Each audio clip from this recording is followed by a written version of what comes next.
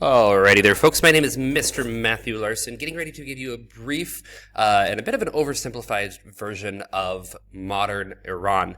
Now, the point and purpose of this video is to help you understand kind of the country and the cultural and then political context of Iran at the time of the setting of Darius the Great is not okay.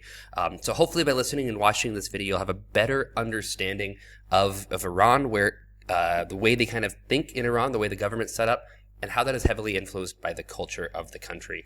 Now, the first thing you want to understand is a map of the country. As you can see, it's located right through here. Fairly large country located in what is considered the Middle East, bordering all the way from Pakistan to Turkey. So a very, very large country. You can see right here some major cities. The big one we need to understand in focusing on this video is Tehran, which is the capital, located in the north of the city next to the Alborz Mountains below the Caspian Sea. Other important cities to look at, you can see, is Qom. This is going to be a significant city in terms of the Islamic Revolution, which will happen in 1979. Bandar Abbas is another important city because it's got the Strait of Hormuz, which is where a vast majority of or a large portion of the world's oil supply will be passing through. So you can see that city right through there. And just you can see all these different things right through here. So understanding a map of the country, and we'll move on to the next slide right through here. Now, this one is going to be an ethnic makeup of Iran. Now, Iran is a majority Persian country. Iranians, majority of them would consider themselves descendants of the Persians from ancient times. However, it is not the only ethnic group which is taking place in the country. You can see that right through here. Again, Persian is the majority. It is the official language spoken in the country as well, but you do have a large percentage of others in the country as well. Significant groups to talk about: Azeri, up in the northwestern portion of the country. Azeri is a large ethnic majority or minority within the country, the largest minority group within the country. They actually have a permanent position and a constitutional requirement today to be have representatives in the Majlis, which is the Iranian government's legislative body. Kurd is another large group to understand, bordering in Iraq. The Kurdish people are an ethnic group which, historically speaking, thought they were going to get their own country after World War I. Instead, we're kind of divided. So you have them, Kurdish people in Syria, Turkey, Iran, and Iraq as well. So this kind of large ethnic group divided up amongst these different countries. And the other important one to understand in terms of the context within Iran is Arab. Traditionally in the West, you frequently hear people referring to Iranians as Arab. That is not the case, so do understand that difference. Arabs speak Arabic. They're a different ethnicity than Persians who speak Persian. There is a minority Arab group in Iran as well. You can see particularly down in the southwestern portion of the country. This is going to be significant because this is the largest oil producing region in the country. It is also the region that was invaded in the Iran-Iraq war. So understand that right through there. So you've got these different ethnicities all packed together into one country. It's also important to look at the religious makeup of Iran. Now, the majority of the country is going to be Islamic. It is important to understand that, particularly when you look at the way the country is set up today, the Islamic Republic of Iran.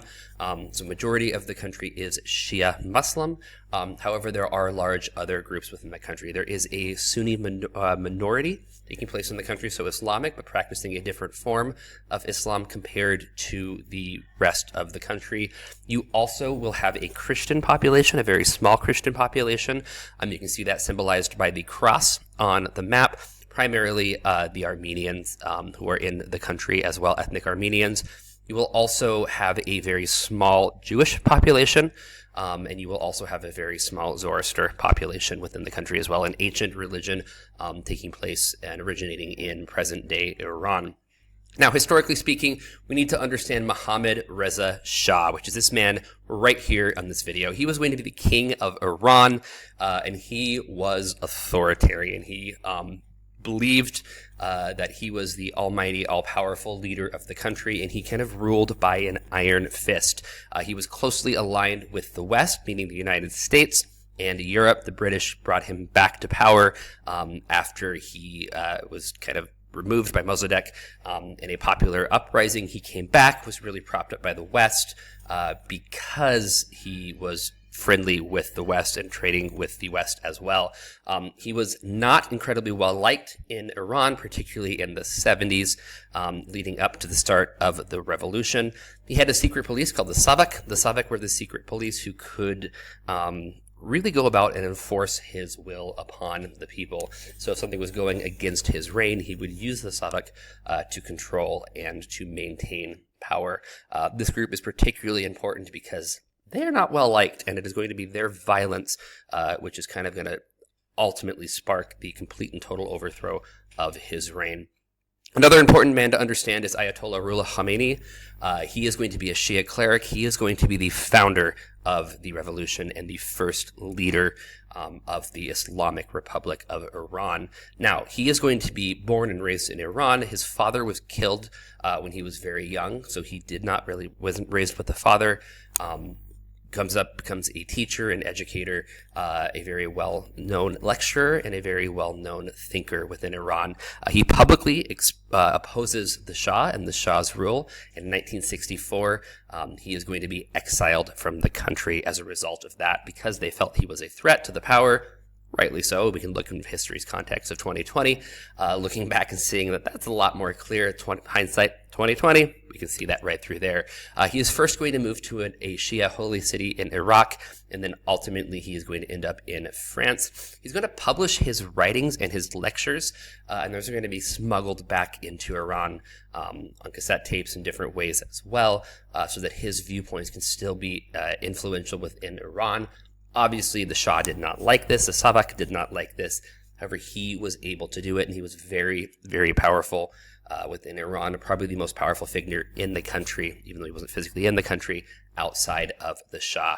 And he was a threat to the power of the Shah. Because of this is the reason he was exiled. And we're going to see, again, contextually speaking, what's going to ultimately happen as a result of his power. Now, if we take this further, we do have some rising discontent in the country. One of the questions that was really asked is, what does it mean to be Iranian?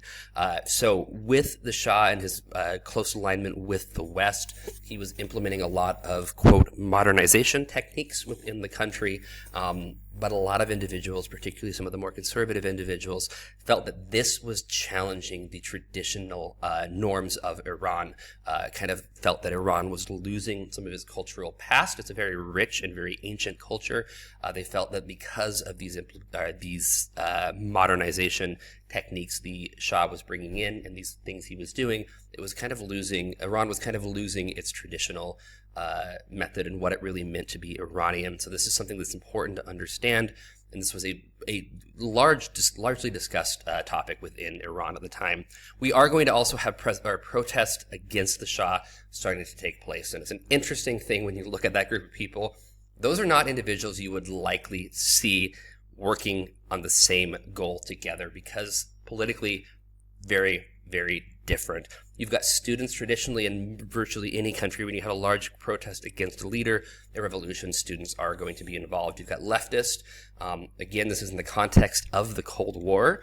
So these individuals more aligned with the idea of socialism. You've got Islamists who want a traditional Islamic society controlled by Islamic values, and you've got workers as well. So people feeling that the economy is not taking care of the workers; they're taking care of those who own the country and control the country, those who own the factories, and they're going to feel this is discontent. They don't like this, and they're going to start large-scale protests against the Shah. The one thing that really unified all these groups together is they did not want the Shah in power. They wanted Pahlavi gone.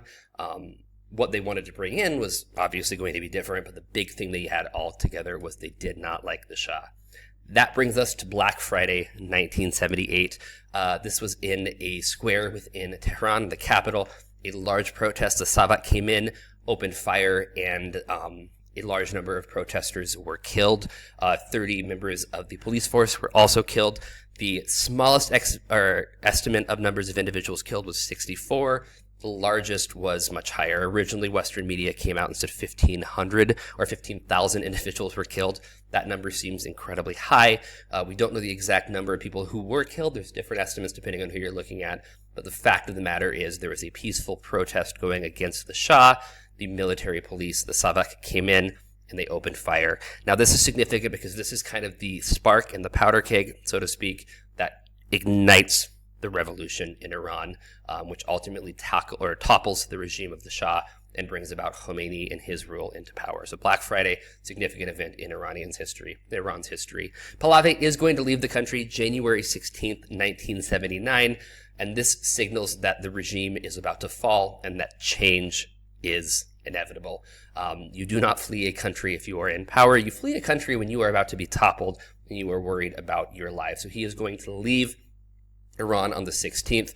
Ultimately, he ends up in the United States getting treatment for cancer. The United States will not extradite him or send him back to Iran, which causes a lot of tension and is one of the multiple reasons of why the Iranians do not like the United States up into this day.